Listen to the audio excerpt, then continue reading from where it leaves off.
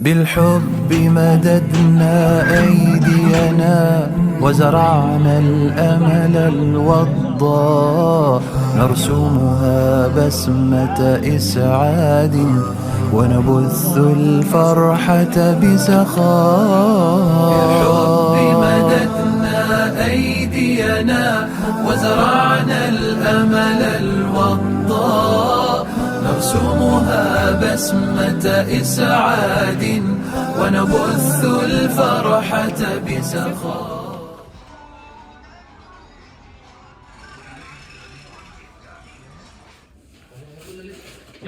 Payg'ambarimiz sollallohu alayhi va sallam shunday deganlar: "Meni zaiflaringiz orasidan izlanglar, chunki sizlar zaiflaringiz sababli g'alaba qozonib va rizqlanursizlar." G'azoda urush sababli ko'plab oilalar o'z ishidan va daromad manbalaridan ayrildi. Ishlash imkoniyatlari yo'q. Chegaralar yopiq, hayot esa tobora og'irlashmoqda. Shunday bir paytda Ramazon oyining eng fazilatli kunlarida, Payg'ambarimiz sollallohu alayhi va sallam eng saxiy bo'lgan kunlarda, bugun Ramazon oyining 28-kuni seshanba 2026-yil 17-mart. Bugun saxovatli insonlar ko'magida G'azodagi muhtoj oilalarga naqd pul mablag'lari ulashamiz. Bu yordam Ramazonning so'nggi kunlari va hayit arafasida ularning ehtiyojlarini qarshilashga xizmat qiladi.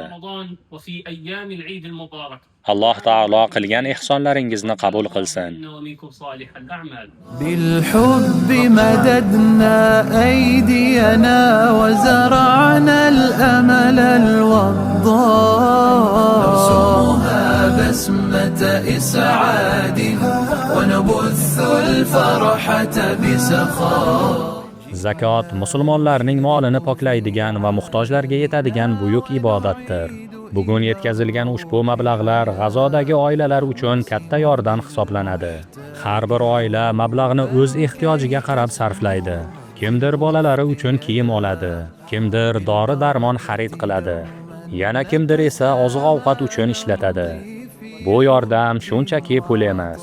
Bu og'ir hayot ichida ozgina yengillik, qalblarga esa yana bir bor umid beradigan ehsondir. G'azoda hayot hanuz og'ir sinovlar ichida davom etmoqda. Ammo yaxshilik bor ekan, umid ham bor. Alloh taolo qilgan zakot va ihsonlaringizni qabul qilsin. نرسمها بسمة إسعاد ونبث الفرحة بسخاء. في وطن الخير صنعناها روحا تنعم بالبركات تعلو بالأوطان وتبني رؤيتها عزما وثبات. وبكم تتنامى بركات وتفيض الأكوان بهاء.